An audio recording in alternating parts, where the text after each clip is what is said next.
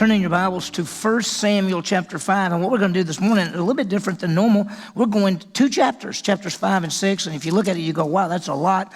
But it's narrative. We're going to go really fast through it because there's some amazing things that happen in there. So we're going to continue, of course, our study of the book of 1 Samuel. 1 Samuel, as you remember, is a transition. It's a transition of the nation of Israel from the time of the judges to the time of the kings. The last judge is Samuel. That's the book is named after him.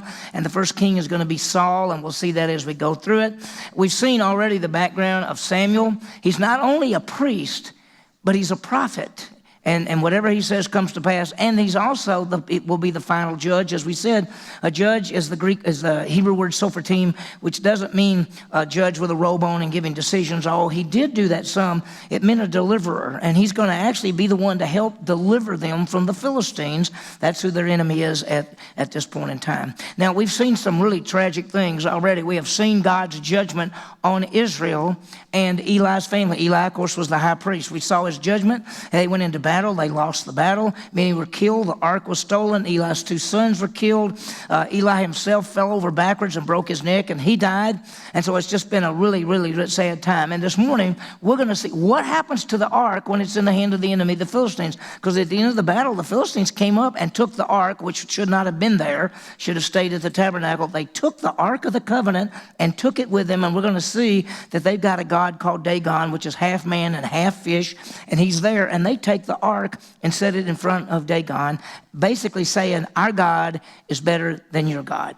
That's what they're saying. We're going to see what happens to the Philistines because they took the ark of the covenant, and we'll see what happens there. Well, let me ask you a question. Are you superstitious? Some people say, well, don't walk under a ladder or black cat or sports clothes. You know, we won the game and I had these clothes on, so I better wear the same clothes next time we play, those kind of thing.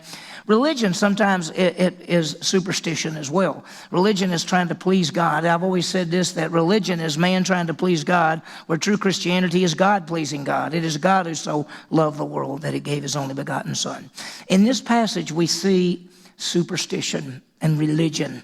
The Philistines get the ark, and then God begins to judge them. And so they think the ark, they think the box is God, and they got to figure out what to do about it, and we'll see what happens there. What do they do, and what can we gain from this? Well, we've seen a terrible time. I think last chapter, chapter 4, was really a horrible chapter because everything went wrong. We talked about it. Israel was defeated in the battle. 30,000 men were killed. The ark was stolen. It shouldn't have been there to begin with. And the priests were killed. And on top of the priests being killed, then Eli, the high priest, fell over backwards and died. And then one of his daughter-in-laws, she was having a baby, and as she had the baby, she died. And she named the boy Ichabod, which means the glory has departed, because the ark of the covenant was gone. And they're saying everything is departed. The glory of God is gone. Now, we talked about this last week. They shouldn't have ever had the ark there. The two sons of Eli, Hophni and Phinehas, were priests. They actually went because the Philistines had defeated them in a battle. They all said, if we just go get the ark and bring it out here, we'll win the battle. Well, we know the ark is a box. It's a golden box. We'll talk more about it in just a little bit. It's made out of wood covered over to gold with a golden lid. They went into the tabernacle and got the ark of the covenant out of there. Now, let me just tell you something. They should have never done that. It's called the Holy of Holies. There's a holy place, front room, Holy of Holies, the back room. The only people that could go in the back room where the ark was the high priest, and only once a year. And these two priests went in there, picked up the ark, and took it out. Now, it's a wonder they hadn't died. Because we know that Uzzah, like years at the time of King David, Uzzah actually touched the ark and he died immediately. So why did not God kill them for doing that? We don't know. I think he wanted the ark to be out there. He wanted it to get captured. He wanted to see what's going on. I mean, he wanted to show his power and his majesty even among the Philistines. So now we're going to see what happened. What happened to the ark? What happened when the Philistines got it? Now let me remind you about the ark. The ark is a box. It's a picture of Christ. It's a wooden box covered over with gold. The wood represents his humanity. The gold represents his deity. Has a solid gold lid on the top with two cherubim, two angels with their wings spread out looking down. This was called the mercy mercy seat, the place of propitiation. God would meet with his people. He would meet with the priest. He would meet there to cover over sin. And so it's a very special aspect of it. We showed you pictures of it. I tell you, if you ever saw Raiders of the Lost Ark, that was a great replica of the ark. This is a pretty good replica of the ark. There's the two angels, the seraphim. They're supposed to be looking down upon the mercy seat. And so we see what happened to the ark. And so let's look at chapter 5, look at verse 1, and we'll go fairly quickly through this. It says, now the Philistines took the ark of God and brought it from Ebenezer to Ashdod. Then the Philistines took the ark of God and brought it to the house of Dagon and set it before Dagon. What happened is they took it. Here's kind of a map. If you remember, the ark had been at Shiloh. They took it out to the battle, which was at Ebenezer and Aphek. They lost the battle. The Philistines took the ark, and they took it all the way down to the city called Ashdod. Ashdod was where the temple of Dagon was. So what they've actually done is this. They won the battle, killed all the people, stole the ark. They bring it back to their God, and what they're really saying is, our God is better than your God because we won the battle, and we're going to put your God in front of our God. And if you know, verse 2 says, then the Philistines took the ark of God, brought it to the house of Dagon, and set it by Dagon. Now, the house of Dagon is, of course, there's 5 main cities of the Philistines, but the house of Dagon is where they kept this god, and we showed the picture of him last week. Dagon was a half-man, half-fish god. And I talked about this in the first service. I said, would you worship that? Do you think that's God? Do you think that's something you ought to fall down before? I mean, think about it. If you reject the true God, you will follow anything. You will worship anything. This is their God. It was called Dagon, half man, half fish. And I did some study, and some people say that Dagon was the father of Baal. That's Beelzebub. That's another god. Some say that Baal was the father of Dagon. We don't know for sure, but his name is Dagon. Day is come from the word fish, Gon from the word grain, and so he was the god of the fish and the grain. You remember these were called sea people. The Philistines came from different parts of the world and crossed the sea, and when they were nicknamed the sea people. So naturally, the fishing and grain, that was the key. And so their God is the God of the fishing and the God of the grain. And they thought they got a great victory. I mean, they said, we have defeated the Israelites, and not only did we defeat them, we killed 30,000 of them. We stole their ark, we killed their priests. We had the greatest victory of all. Well, look what happened the next morning when they had put the Ark of the Covenant in front of this statue. Notice it says, when the Ashdodites rose early the next morning, behold, Dagon had fallen on his face to the ground before the ark of the Lord. So they took Dagon and set him up in his place. Now they got there the next morning, and when they went in to look at it, their statue had fallen over on his face, basically symbolizing that he's worshiping the true God. That's what it is. And they came in and went, oh no. And they had to pick up their God and set him back up, maybe get a better base, because we don't know why he fell over it in the night. But, I mean, can you think about that you sit your God up? There's really only one God. I want you to understand this. There's no gods. There's one God, the true God. There are false gods. There are things that people worship as God. Behind ultimately any false worship is Satan, who is an angel of light who fools people. We all know how bad he is. And the bottom line is that this Dagon, when you're worshiping Dagon, you're worshiping false gods, false everything. And so it says he fell over, and so they picked him up. And then look at this. So they set him up the next morning. But when they rose again early the next morning, behold, Dagon had fallen on his face to the ground before the ark of the Lord. He fell over again. But notice this time. And the head of Dagon and both the palms of his hands were cut off on the threshold. Only the trunk of Dagon was left to him. So when they come in the next morning, he fell over again, but his head and his hands were on the threshold where you walked into their little temple room. There's his head and hands. And there he is on the ground in front of the Ark of the Covenant. And so I think it's kind of a funny way. God is just saying, there's no God. Let me let you read this. This is Psalm 115, verses 3 through 8. But look at this. It says, our God is in the heavens. He does whatever he pleases. Their idols are silver and gold, the work of human hands.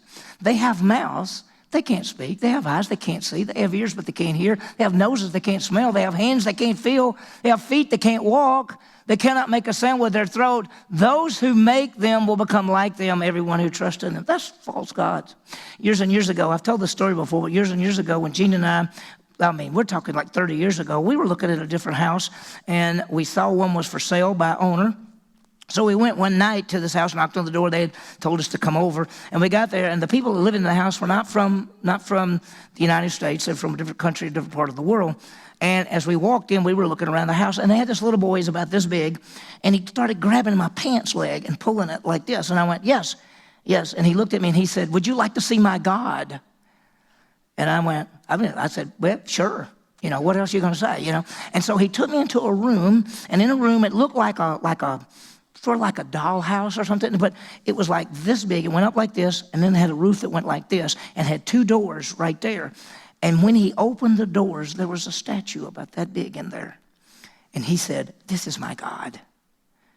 And I didn't really know what to say. His mom and daddy standing there, and I just said, oh, okay, well. I almost wanted to say, I hope he doesn't trip over or don't lose him or anything. But anyway, when you think about it, that when you reject the true God, you'll worship anything. You'll worship anything. Well, they got up that second morning, and he'd fallen over again, only his head and the palm of his hands were broken off. And then notice what this goes on to say is that therefore neither the priest of Dagon, verse 5, nor all who enter Dagon's house tread on the threshold of Dagon in Ashdod to this day. That means where his head was, I guess they picked it up later, but from that point on, nobody ever stepped right there because his head and hands had been there. And so they're not sure what to do. Their God has fallen over 2 times. Now, this is where we get to the part that gets a little bit different, okay? Notice verse 6. Now the hand of the Lord was heavy on the Ashdodites. He ravaged them and smote them with tumors, both Ashdod and its territories. Now what he did is God struck them with a disease. We're going to talk about it in a minute, but the best that we can tell as you go through the whole passage, that God allowed rats to come in, mice and rats to come in, and it brought disease, and they got probably the bubonic plague or something like that because they got these tumors. And by the way, the Hebrew word for tumor there is hemorrhoids.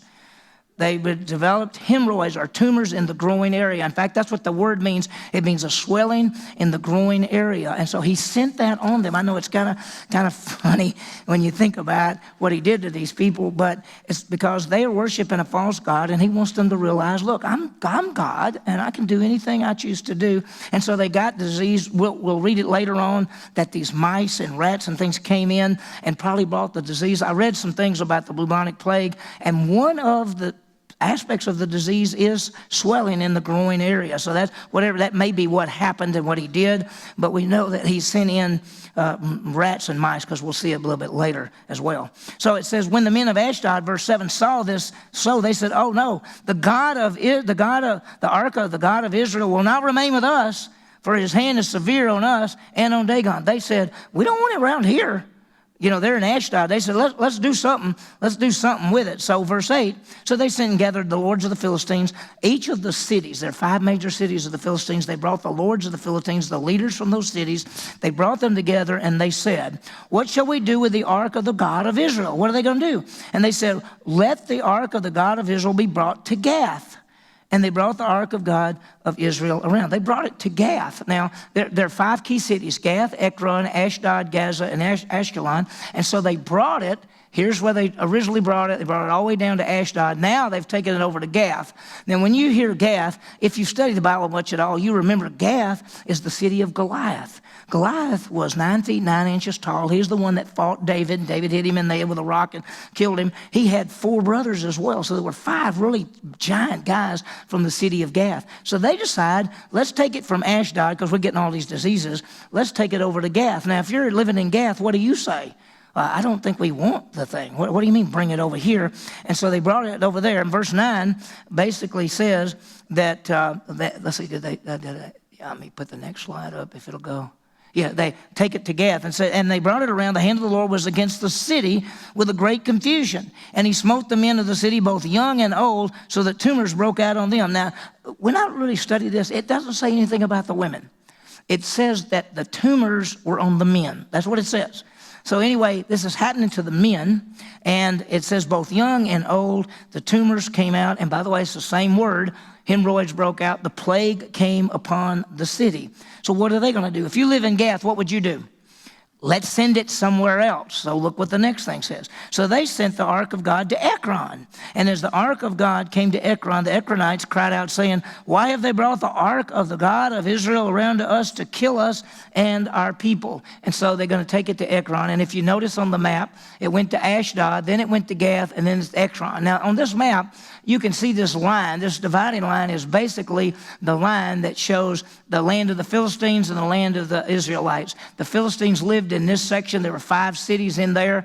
The Jews lived in this section. So they live right by each other. That's why they fought each other all the time. So now it's been taken to the city of Ekron. And the people in Ekron said, don't bring it here because we don't want to die. They brought the ark to kill us as well. That's what they're saying. And so if you look at verse 11, it says, then therefore they gathered the lords of the Philistines again. They got those people from the 5 cities. Send away the ark of God of Israel. Let it go to its own place so that it will not kill us and our people. For there was deadly confusion throughout the city. The hand of God was very heavy there. It goes on to say, and the men who did not die were smitten with tumors, and the cry of the city went up to heaven. You know what they said? Let's send it back.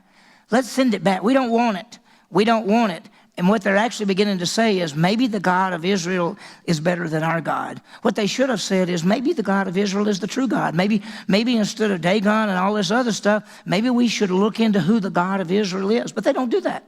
They just say, let's get rid of him. Let's get rid of the God of Israel. They think the box is God. You understand that? They think the box is God. The box isn't God. We know that.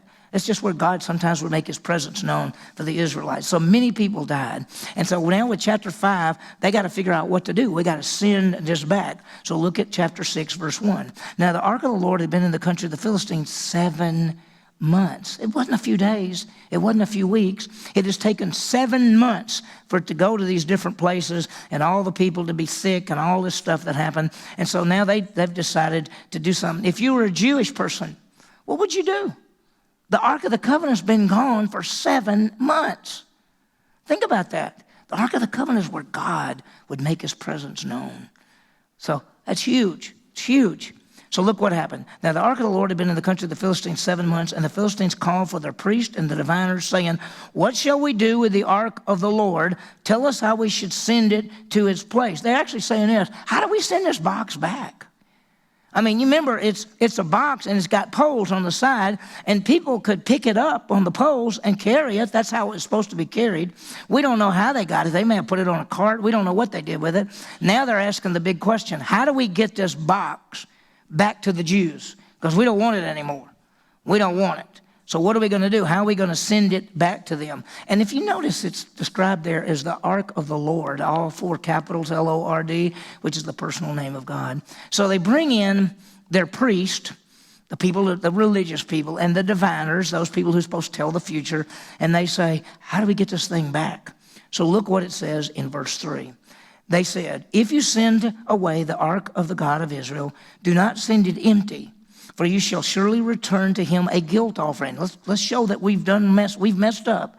Then you will be healed, and it will be known to you why this hand is not removed from you. If they said, if we send it, don't send it back empty. I mean, we got to give him a present. I mean, this God is getting on us really bad, so let's send it back, but let's send a present with it. You know, send him something he might like. Send him something so he won't be mad at us. That's what they're really saying. And so if you notice, it says, then they said in verse 4, well, what shall be the guilt offering? What shall we return to him? And they said 5 golden tumors and 5 golden mice, according to the number of the Lord of the Philistines, for one plague was on all of you and on your lords. And so they said, the best thing to do is to send back the 5 golden hemorrhoids, 5 golden tumors, and 5 golden mice. Why is that? Why? You know, that's kind of a picture of what somebody said, that they took and shaped pieces of gold to look like rats or mice, to look like the boils or whatever it was, and they're going to send this to the cities, one for each of the 5 cities of the Philistines. That's why there's 5 of each. They're saying from each of these cities, we're sending these gifts. And that's what they're hoping. They could see the power of God. And notice it says, at verse 5 says, so you shall make likenesses of your tumors and likenesses of your mice that ravage the land. That's why we said earlier that mice came in there and all this stuff and brought disease and everything. And he says, and then you shall give glory to the God of Israel. Perhaps he will ease his hand from you and your gods and your land. Now, think about this. You're admitting that the God of Israel is so much better, and that you're going to give him some gifts. Hopefully, he'll let up the pressure on you and your gods and your land. You wish they would say, why don't we look and see who the God of Israel really is? Why don't we see who this God is? Because they know something. If you notice verse 6, why then do you harden your hearts as the Egyptians and Pharaoh hardened their hearts? When he had severely dealt with them, did they not allow the people to go and they departed? They're thinking back and they said, and they knew 400 years earlier how the Jewish people had left Egypt. And everybody knew that story. Listen, do you understand that the story of the Jewish people being slaves in Egypt, that's not a story. That's true. And even at this time, some 400 years after, they still know. And let me tell you, they know to this day. I can still remember, now it's been back when Jimmy Carter was the president, and there was Anwar Sadat of Egypt and Menachem Begin of Israel, and they met together and had a peace treaty, first one ever between the Arabs and the Jews, first one. And I can remember seeing that President Carter was in the middle, Menachem Begin was right there, and the president of Egypt, Anwar Sadat, was right there. And Jimmy Carter talked about how hard it was to come together. And Anwar Sadat said, we really worked hard to put this together. And Menachem Begin said, but not as hard as my people did when they were slaves to you. They never forget. They were slaves in Egypt for 400 years. And the Bible is always true.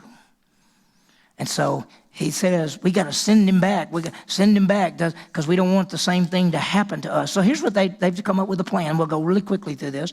Now, therefore, prepare a new cart, and some milk cows on which there's never been a yoke. Hitch the cows to the cart. Take the calves away from them.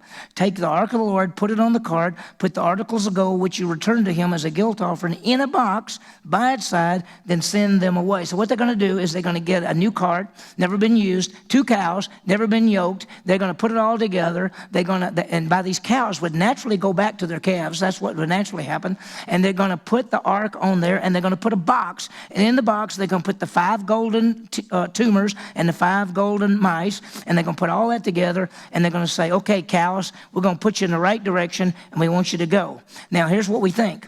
If the cows go straight to Beth Shemesh, it must be God, because the cows would naturally want to turn around and come back to their calves. So if it goes by itself to Beth Shemesh, it must be from God. Look what it goes on to say. Verse 9, watch if it goes by way of its own territory to Beth Shemesh when he has done us this great evil. If not, then we'll just know it was just by chance. They said, we're going to put it on a cart, and if it makes it there by itself, God did it.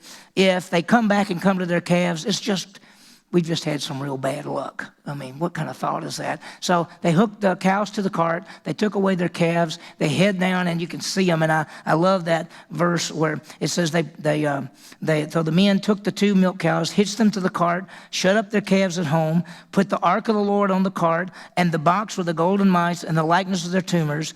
And the cows took the straight way into the direction of Beth Shemesh. They went along the highway, lowing as they went. They did not turn to the right or to the left, and the Lord of the Philistines followed them. Now, can you imagine this, that these rulers are following this wagon, this cart with the ark on it, and they're watching to see if it's going to make it all the way to the little town of Beth Shemesh. That's what they're hoping it is, but the calves are heading that way. Their calves, they left for their calves, they just headed toward Beth Shemesh. They didn't go to the right or the left. Now, what happened when it gets to Beth Shemesh? Look at this. Now, the people of Beth Shemesh were reaping their wheat harvest in the valley, and they raised their eyes and they saw the ark. They saw it coming. They went, oh my gracious, we haven't seen it in 7 months. The cart came into the field of Joshua the Bethshemite, and stood there, and there was this big stone. And they split the wood of the cart. They offered the cows as burnt offerings to the Lord. The Levites came and took down the ark of the Lord, and the box was with it, which had the articles of gold, and they put them on the large stone.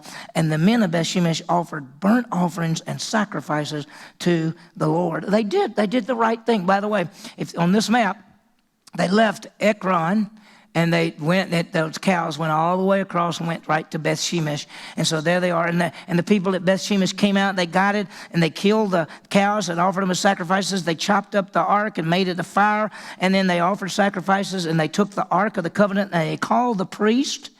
They called the Levites. Levites came in. Levites are the only people supposed to hold the ark. And so they did the right thing. And the Levites came and got the ark. Everything looks good at this point, but something's fixing to happen. But anyway, I want you to notice this, that in verse 16, when the five lords of the Philistines, when they saw it, they returned to Ekron. They were watching to see, and when it got to the field and the Jewish people got the ark, they said, "Whew, it's over. We're going back home." And they went back home. Now notice this. Verse 17 gives an explanation. These are the golden tumors which the Philistines returned for a guilt offering for the Lord, one for Ashdod, one for Gaza, one for Ashkelon, one for Gath, and one for Ekron. And the golden mice, according to the number of the cities of the Philistines, belonging to the five lords, both of the fortified cities and the country villages. The large stone on which they set the ark of the Lord is a witness to this day in the field of Joshua the Beshulamite. And they're saying that whoever wrote this, that day, that stone was still there in that field where they did the sacrificing. So it's big. This is big. But something happens. Something happens. And all this, the big stone, each one for the cities of the Philistines. Now watch what happened. God, struck down some of the men of Beth-Shemesh because they looked into the ark of the Lord. He struck down all of the people, 50,070 men. And the people mourned because the Lord had struck the people with a great slaughter. And the men of Beth-Shemesh said, "Who is able to stand before the Lord, our holy God, and to whom shall him go up for us?" It says that they looked into the ark. People died because they looked into the ark. Now, let me just tell you something. It says 50,070. Okay? That's a lot of people, don't you think? Now, here's the ark. Some people say this, that a guy went up, looked down in the ark, and died. Next guy said, "I'll take a chance." I don't think so. I think what happened is the people looked down in the ark, they turned and walked away, and as they got further away, they began to die. Because I think if 4 or 5 people looked in the ark and died, I don't think the rest of the people were going to look in the ark. But it says 50,070. Now, that seems like a lot of people. And you understand that Hebrew words, like numbers, it's little marks. And there's not but about 1 or 2 little marks that make the difference between 50,070 and 70. So some people say it's probably 70 people that looked into the ark. But the best manuscripts, this is the Masoretic text going back into the Hebrew, the best manuscripts have 50,070. So if you ask me, did 70 people die or did 50,070? I have to say that 50,070 sounds like a lot of people for that area. But if the scripture said 50,070, I'd say 50,070. If you want to say 70, that's fine, whatever. But people died for looking in the ark, and they weren't supposed to. So what did they decide to do? So they sent messengers to the inhabitants of Kiriath-Jearim, saying, "The Philistines have brought back the ark of the Lord. Come and take it." And so what they decided to do is they sent the ark to Kiriath-Jearim. Now let me show you this. This is the story. The ark was in Shiloh. They took it to the battle. They lost the battle. The Philistines took it to Ashdod. All the tumors broke out and the mice. So they took it down to Gath. Same thing happened. They took it to Ekron. Same thing happened. They said, "We got to get rid of it." They took it over to Beth-Shemesh. When people died by looking in there, they said, "People from Kiriath-Jearim, come get this thing." And they came and got it. And by the way, in chapter 7, we won't read that, chapter 7, it stayed in Kiriath-Jearim for 20 years. And the next time it's moved, it is moved to Jerusalem. King David brings it to Jerusalem. So it was in Shiloh. Shiloh gets destroyed later, so it never comes back to Shiloh. It stays at Kiriath-Jearim for over 20 years. and then eventually it comes to Jerusalem. So what have we seen? Let me give you some things to go really quickly. Number one, let's worship our true God. Listen, if you reject the true God, you'll believe anything. Listen, the nation has lost the ark. They thought it was a good luck charm. The Philistines thought it was just some kind of little god. The truth is this: we have the true God who is all-powerful, who works all things according to the counsel of his will. He loves us with an everlasting, unconditional love. He loves us. He is our creator, our redeemer, our sustainer, our provider, our protector. He is everything. Let's worship him. Let's study the Bible. Let's see him. Let's know his character. Let's worship the true God. Understand that religion cannot please God. It can't. Religion is man trying to do something to get to God. Religion always looks for something from the outside in. Do all these rules and you'll be okay. Never works. True Christianity, God changes us from the inside out. He makes us a new creation on the inside, and he says, live out who you are. The last thing is, let's understand that sin brings death. When the Jewish people looked in the ark, they died because we sinned and come short of the glory of God. We owed God death, so Jesus Christ came and died in our place. The wages of sin is death. Jesus Christ died. When we talk about the Christian life, when we sin, we die. We break fellowship with God. That's why we're to confess our sin. He's faithful and just to forgive us and to cleanse us from all unrighteousness. I know it's sort of a little long passage, but you had to put the whole thing together to understand it. Let's pray.